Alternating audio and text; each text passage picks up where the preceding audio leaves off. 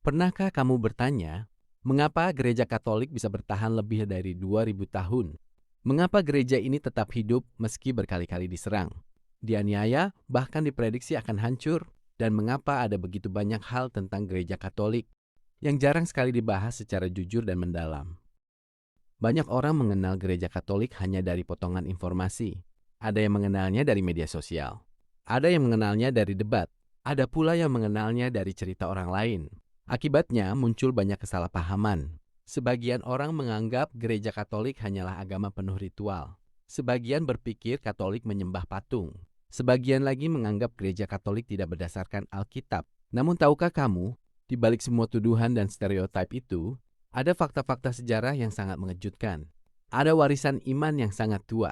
Ada pengorbanan para martir. Ada sejarah panjang yang membentuk peradaban dunia. Dan ada begitu banyak hal yang sering tidak dibahas dalam percakapan modern tentang kekristenan. Video ini bukan untuk menyerang siapapun. Video ini adalah perjalanan untuk melihat sejarah, iman dan fakta dengan lebih tenang dan lebih jujur. Karena terkadang, kebenaran tidak selalu populer. Dan terkadang, hal yang paling penting justru jarang dibahas yang secara mendalam. Shalom sahabat terkasih. Selamat datang di channel Gema Katolik, tempat kita belajar iman dengan lebih dalam, lebih damai, dan lebih masuk akal. Di video kali ini, kita akan membahas tema yang sangat menarik. Fakta yang jarang dibahas tentang gereja Katolik. Ini bukan video untuk debat. Bukan juga video untuk merendahkan gereja lain. Tujuan video ini adalah edukasi. Kita akan melihat sejarah gereja, fakta-fakta yang sering diabaikan, dasar Alkitab, dan alasan mengapa gereja Katolik memiliki posisi penting dalam sejarah kekristenan. Mungkin ada beberapa bagian yang membuatmu terkejut. Mungkin ada beberapa fakta yang belum pernah kamu dengar sebelumnya. Karena itu, tonton video ini sampai akhir. Dan jika kamu ingin memahami gereja Katolik bukan hanya dari rumor, tetapi dari sejarah dan fakta-fakta, maka video ini cocok untuk Anda yang sedang mencari fakta sebenarnya tentang gereja Katolik. Bagian 1, latar belakang. Gereja Katolik adalah komunitas Kristen terbesar di dunia. Umatnya tersebar di hampir seluruh negara. Bahasanya berbeda-beda, budayanya berbeda-beda, tetapi mereka dipersatukan oleh satu iman. Namun ironisnya, meski menjadi gereja terbesar dan tertua dalam sejarah kekristenan, gereja Katolik juga menjadi salah satu gereja yang paling sering disalahpahami. Di internet kita bisa menemukan ribuan video tentang Katolik, tetapi tidak semuanya berdasarkan sejarah yang utuh. Banyak informasi dipotong-potong, banyak tuduhan dibangun dari prasangka, dan banyak orang menilai gereja tanpa pernah benar-benar mempelajari ajarannya. Padahal jika kita melihat sejarah kekristenan secara jujur, gereja Katolik memiliki akar yang sangat dalam. Ketika Yesus naik ke surga, belum ada denominasi-denominasi modern. Tidak ada istilah Protestan, Pentakosta, Baptis, Karismatik, atau Evangeli. Yang ada hanyalah satu komunitas umat percaya yang dipimpin para rasul. Komunitas inilah yang berkembang menjadi gereja perdana. Dan dari sejarah gereja perdana itulah gereja Katolik berasal. Fakta ini sering jarang dibahas secara mendalam. Karena banyak orang melihat kekristenan modern tanpa melihat sejarah awalnya. Bagian 2, masalah. Salah satu masalah terbesar di zaman sekarang adalah manusia lebih suka informasi singkat daripada pencarian mendalam. Orang lebih mudah percaya potongan video 30 detik dibanding membaca sejarah 2000 tahun. Akibatnya, banyak kesalahpahaman muncul.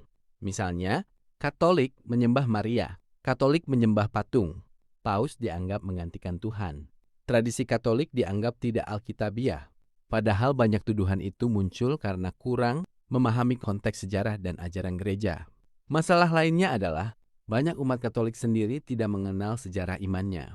Mereka lahir Katolik, dibaptis Katolik, datang ke gereja setiap minggu, tetapi tidak tahu mengapa ada paus, mengapa ada sakramen, mengapa ada misa, atau mengapa gereja sangat menghormati Ekaristi. Akibatnya, ketika mendengar kritik, mereka mudah goyah. Padahal jika dipelajari secara mendalam, banyak praktik Katolik justru memiliki dasar sejarah dan Alkitab yang sangat kuat. Karena itu penting bagi kita untuk kembali melihat akar sejarah gereja, bukan dengan emosi, tetapi dengan hati yang terbuka. Bagian 3. Sejarah Gereja Katolik. 1. Gereja Katolik berasal dari gereja perdana. Fakta pertama yang sangat jarang dibahas adalah Gereja Katolik tidak muncul pada abad pertengahan. Gereja Katolik berasal dari gereja perdana yang dibangun oleh para rasul. Dalam Injil Matius 16 ayat 18, Yesus berkata kepada Petrus, "Engkau adalah Petrus, dan di atas batu karang ini aku akan mendirikan gerejaku." Perhatikan, Yesus tidak berkata, "Aku akan mendirikan banyak gereja." Ia berkata, "Aku akan mendirikan gerejaku." Sejak awal umat Kristen hidup dalam satu kesatuan iman. Dan istilah Katolik sebenarnya sudah digunakan sangat awal. Pada tahun 107 Masehi, Santo Ignatius dari Antiokhia menulis, "Di mana ada Yesus Kristus, di situ ada gereja Katolik." Ini terjadi jauh sebelum denominasi modern muncul. Artinya, nama Katolik bukanlah nama baru. Istilah itu sudah hidup sejak awal sejarah gereja.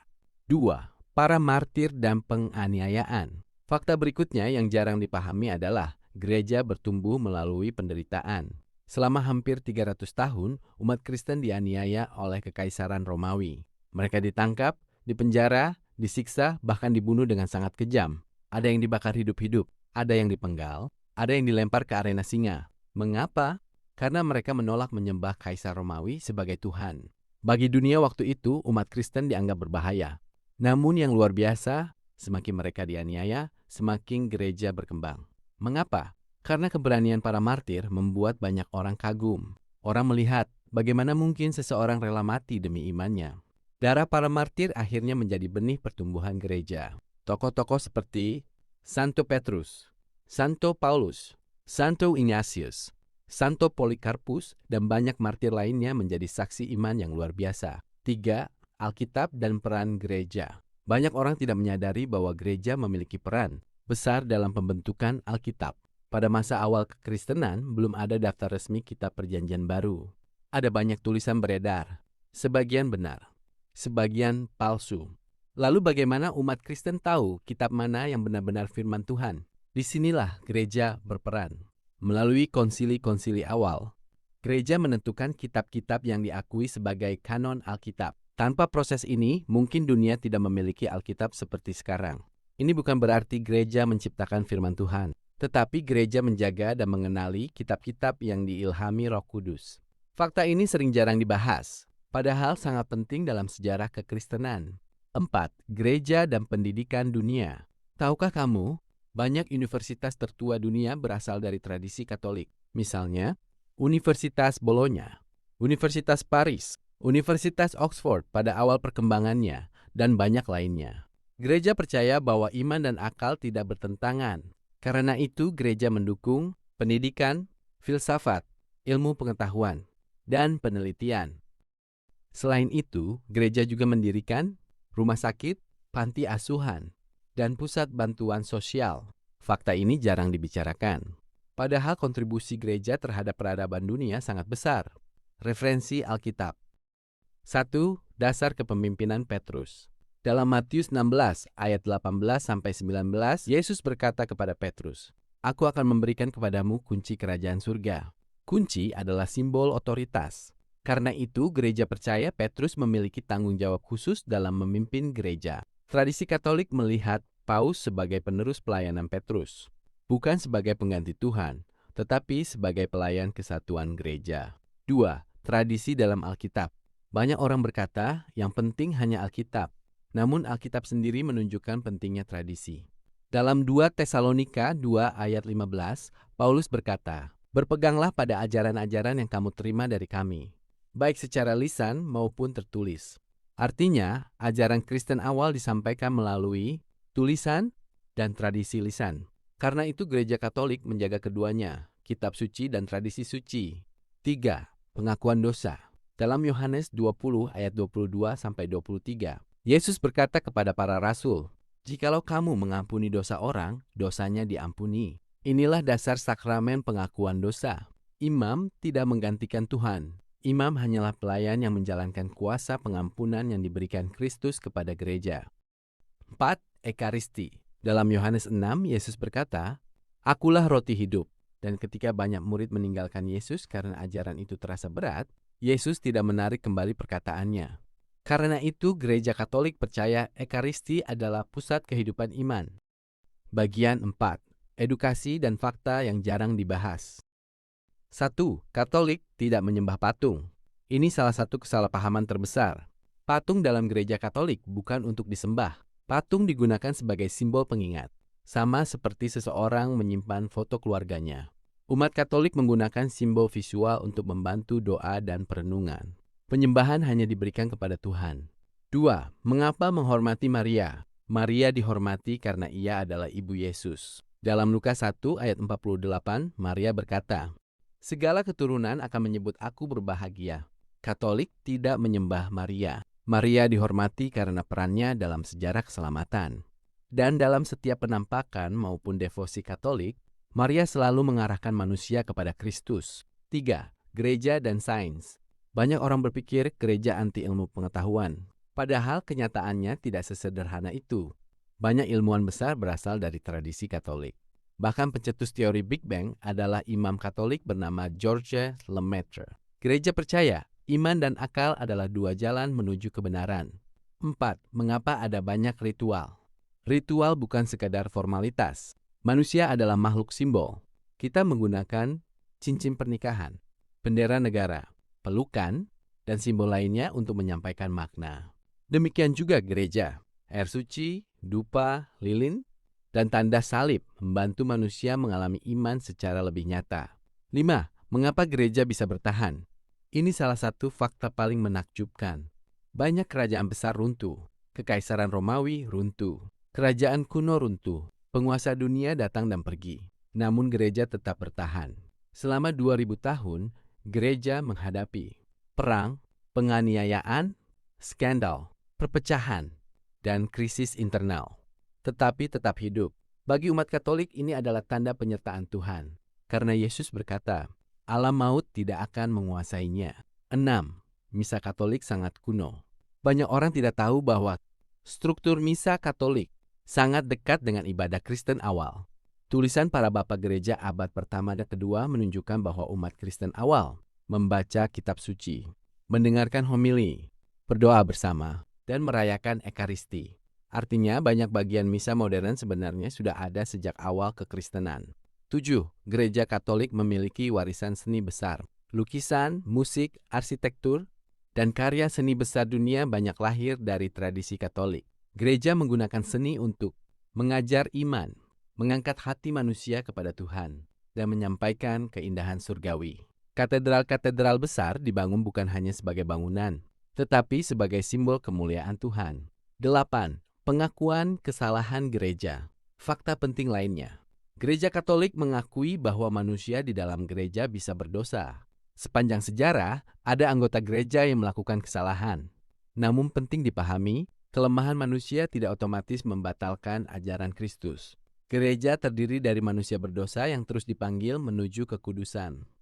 Bagian 5. Makna gereja bagi dunia modern. Di zaman modern, manusia semakin kehilangan arah. Teknologi berkembang, tetapi banyak hati tetap kosong. Media sosial membuat manusia terhubung, tetapi banyak orang merasa kesepian. Di tengah dunia seperti ini, gereja tetap mengajarkan kasih, pengampunan, pengharapan, dan keselamatan. Gereja mengingatkan bahwa manusia bukan hanya tubuh, tetapi juga jiwa. Bahwa hidup bukan hanya soal uang dan popularitas. Dan bahwa setiap manusia memiliki martabat di hadapan Tuhan. Bagian 6. Renungan mendalam. Mungkin setelah mendengar semua ini, kita mulai sadar bahwa gereja Katolik jauh lebih dalam daripada stereotip yang sering beredar. Gereja bukan sekadar gedung, bukan sekadar organisasi. Gereja adalah perjalanan panjang umat manusia mencari Tuhan. Di dalam gereja ada air mata para martir, doa para santo, perjuangan orang-orang kudus, dan iman jutaan orang sederhana yang tetap percaya kepada Kristus. Selama 2000 tahun, begitu banyak orang menemukan harapan melalui gereja. Orang miskin menemukan bantuan. Orang berdosa menemukan pengampunan. Orang putus asa menemukan harapan. Dan hingga hari ini, lonceng gereja masih berbunyi di seluruh dunia. Menjadi tanda bahwa Kristus masih bekerja di tengah umatnya. Bagian 7. Kesimpulan.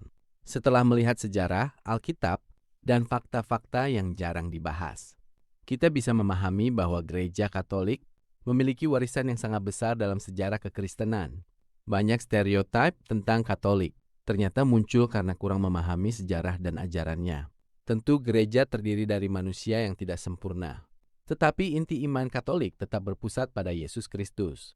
Gereja mengajarkan kasih, pengampunan, pertobatan, dan keselamatan. Dan selama 2000 tahun, gereja tetap berdiri meski dunia terus berubah. Itulah salah satu fakta paling luar biasa dalam sejarah manusia. Bagian 8. Penutup. Sahabat terkasih, mungkin kamu tidak harus langsung setuju dengan semua yang dibahas dalam video ini. Tetapi semoga video ini membantu kita melihat gereja Katolik dengan lebih jujur dan lebih terbuka, karena mencari kebenaran membutuhkan kerendahan hati. Dan semakin seseorang mempelajari sejarah kekristenan, semakin ia menyadari bahwa gereja Katolik memiliki akar yang sangat dalam. Semoga video ini menambah wawasan, menguatkan iman, dan membantu kita semakin dekat kepada Tuhan. Jika kamu diberkati melalui video ini, jangan lupa subscribe dan aktifkan lonceng notifikasi channel Gema Katolik. Bagikan video ini kepada teman dan keluargamu, supaya semakin banyak orang memahami sejarah gereja dengan lebih benar. Dan tulis di kolom komentar, fakta mana yang paling mengejutkan bagimu. Jika kamu ingin pembahasan lanjutan seperti sejarah Paus pertama, misteri gereja perdana, alasan Katolik memiliki sakramen, atau perbedaan Katolik dan Protestan, tulis juga di komentar. Sampai jumpa di video berikutnya. Tuhan memberkati. Amin.